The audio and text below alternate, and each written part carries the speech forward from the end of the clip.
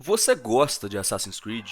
Você concorda que a Ubisoft podia ter um carinho melhor com essa franquia que você e eu tanto amamos? Então você concorda em dar um likezinho e se inscrever só pelo tema desse vídeo maravilhoso, né?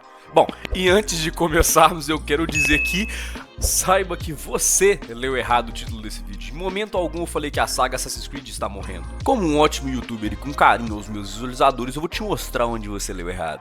Olha aqui. Agora você viu que você leu errado o título, né, safadinho?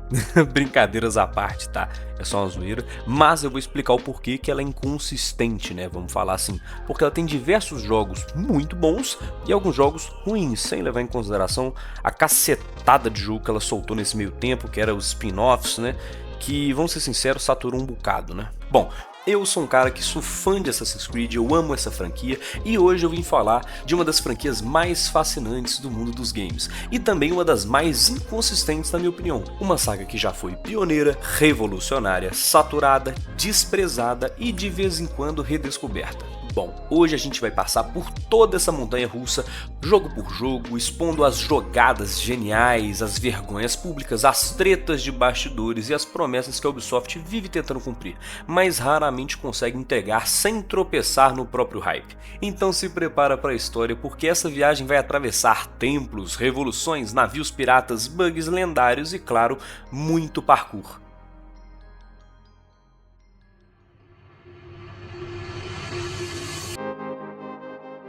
Em 2007, a Ubisoft lançou o primeiro Assassin's Creed, praticamente como um spin-off de Prince of Persia, mas com uma ambição que ninguém imaginava. O marketing foi pesado em trailers cinematográficos, conceito de viajar no tempo pelas memórias genéticas e uma promessa de mundo aberto vivo.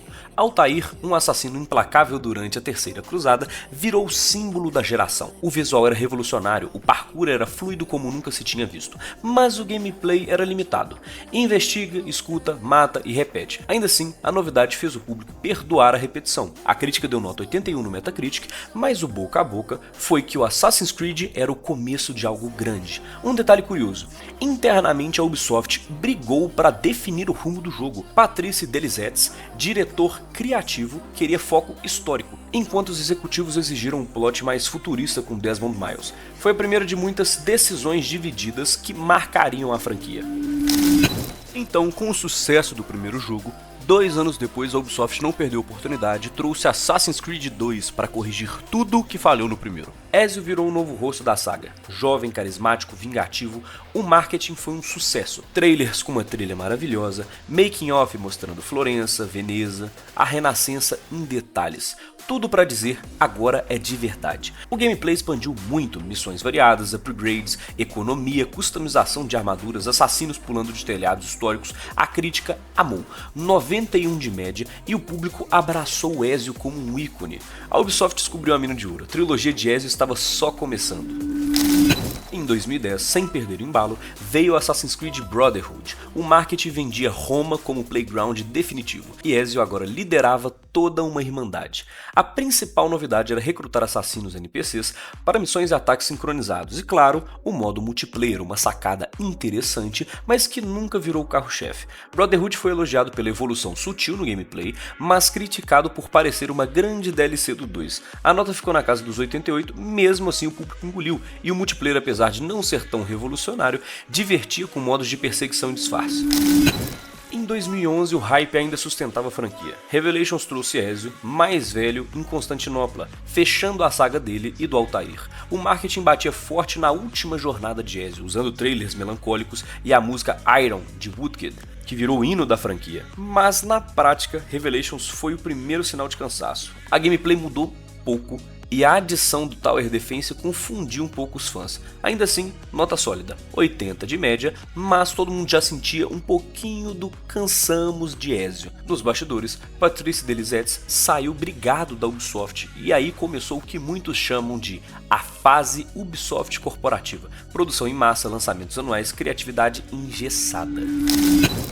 Em 2012, Assassin's Creed 3 prometia a maior revolução da franquia, novo motor gráfico, protagonista indígena, florestas dinâmicas, combates navais, o marketing foi épico. Trailers mostrando Connor em batalhas históricas, prometendo um novo início. Na prática, o jogo era ambicioso demais. Combate renovado, parkour na floresta, assassinatos em campos abertos, mas Connor foi considerado um protagonista apático. A crítica ficou dividida, notas em torno de 80, mas bugs e um ritmo irregular derrubaram o hype. Mesmo assim vendeu muito, mas marcou o início de um desgaste. O público começou a perceber que a Ubisoft não parava para polir o jogo.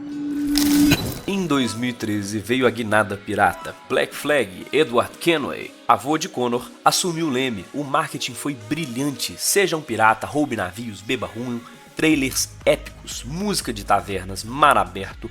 Black Flag virou um hit. As batalhas navais eram tão boas que até hoje são um padrão. O stealth ficou em segundo plano, mas ninguém ligou. Explorar as ilhas, caçar tesouros e cantar aquelas músicas viciantes de pirata gerou uma média de 83 a 88, considerando um dos melhores da série. Por sinal, uma curiosidade, originalmente seria um jogo de navio separado, mas a Ubisoft enfiou o nome de Assassin's Creed para garantir venda, e deu certo. 2014 trouxe um Assassin's Creed menor. O Rogue era para encerrar a geração de PS3 e Xbox 360, enquanto o foco estava na nova geração. A ideia de jogar como Shay, um templário, era ótima. O marketing foi discreto, quase um lançamento fantasma. Jogabilidade reciclava tudo do Black Flag, poucos bugs, mais nada de novo, uma média de 72 no Metacritic. Até hoje é cultuado por quem curte história alternativa, mas passou bem despercebido na época. No mesmo ano, Unity foi vendido como o futuro, Revolução Francesa, NPCs em multidões, Paris recriada em escala real, o marketing era grandioso, trailers cinematográficos, demos impressionantes, mas foi lançado quebrado, bugs lendários, rosto sem pele, personagem flutuando, missões que travavam. O backlash foi tão grande que a Ubisoft teve que oferecer uma DLC grátis como pedido de desculpa. Uma média de 70 no Metacritic, o Unity virou sinônimo de lançamento apressado. Apesar disso, quem revisita hoje elogia o parkour refinado e o design de Paris, que são lindos até hoje. Tentando se recuperar, a Ubisoft lançou Syndicate em 2015, Londres vitoriana, irmãos gêmeos Jacob e Eve, e um gameplay menos bugado. O marketing apostou na vibe steampunk e na luta de gangues, uma jogabilidade que trouxe o gancho para escalar prédios, um acerto, e recepção melhor, notas entre 76 e 78, mas o cansaço já era real, vendeu menos que os anteriores, foi o último Assassin's Creed antes do gap de 2 anos que a Ubisoft finalmente entendeu ser necessário. Em 2017, marcou o renascimento. Origins reinventou tudo como RPG de ação. Bayek, no Egito Antigo, trouxe um mapa gigantesco, loot e sistemas de habilidades. O marketing vendeu a ideia de redescobrir a origem dos assassinos. A gameplay era sólida, gráficos lindos, a recepção foi excelente, 84 de média. Foi um respiro que a franquia precisava, mas abriu espaço para um novo dilema.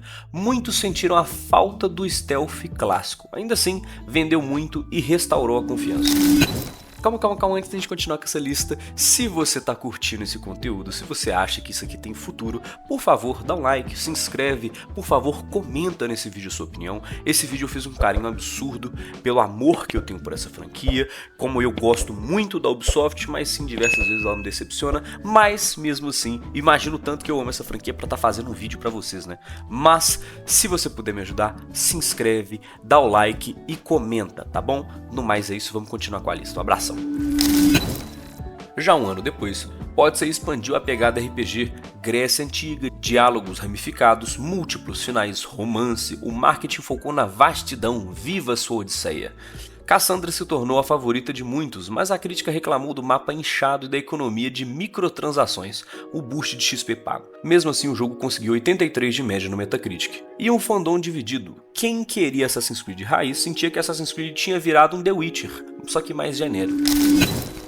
Valhalla em 2020 apostou nos vikings, Eivor, invasões, vilas customizáveis, longhouses e cerveja. O marketing surfou na popularidade da cultura nórdica, que estava em alta. A gameplay expandiu a base RPG, vasto, bonito, mas inchado. Recepção sólida, de 80 a 84 de média no Metacritic, mas com o mesmo drama, grande demais, repetitivo, porém vendeu horrores.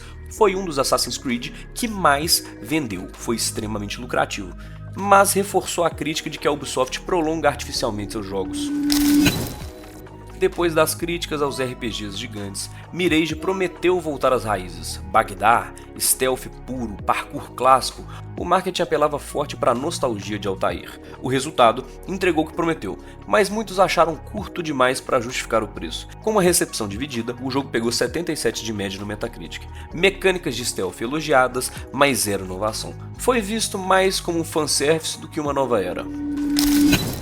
E finalmente, 2 anos depois, agora em 2025, Assassin's Creed Shadows trouxe o cenário mais pedido pelos fãs, o Japão feudal.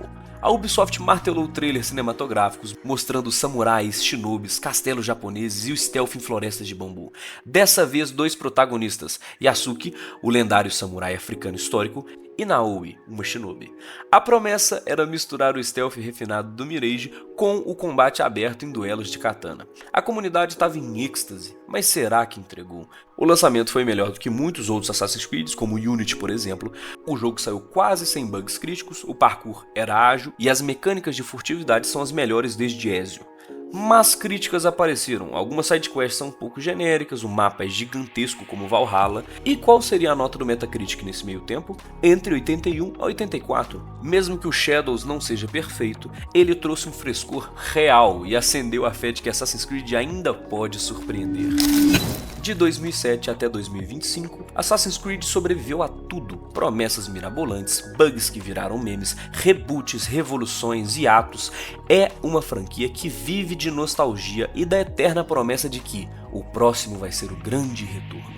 Resta saber se depois do Shadows, qual é o próximo capítulo. O Japão finalmente saciou os fãs, mas até quando a Ubisoft consegue segurar essa lâmina oculta antes de se cortar de novo? Bom, qual Assassin's Creed é o seu favorito e qual você gostaria que fosse apagado da história? Se você curtiu esse vídeo, por favor deixa seu like, se inscreve no canal e ativa o sininho. Agora, saindo um pouquinho desse personagem de narrador, eu, Ferdinando, ou Fernando como você pode me chamar, vou estar dando um pouquinho da minha opinião sobre a franquia, beleza? Bom, eu não sou o maior jogador de Assassin's Creed de todos os tempos, não joguei todos, mas o que eu posso dizer, eu gosto da franquia e é uma franquia que tem um conceito próprio. Eu vejo o Assassin's Creed como um jogo extremamente específico para a indústria. Como assim? Antigamente o Assassin's Creed era mais um jogo de stealth, um jogo que você tinha que acalmar, às vezes não puxar um combate, ter uma pegada um pouco mais lenta, mais observadora. Já hoje em dia eles fizeram uma forma mais abrangente, na minha opinião. Você consegue lutar da forma que você quiser. Se você for mais porradeiro, se você for chamar mais a atenção dos inimigos, fazer mais gritaria, mais baderna, você também consegue. Bom, no geral falando sobre a franquia, não do gameplay, né, que é o que eu estava citando, eu acho que a franquia não necessariamente saturou.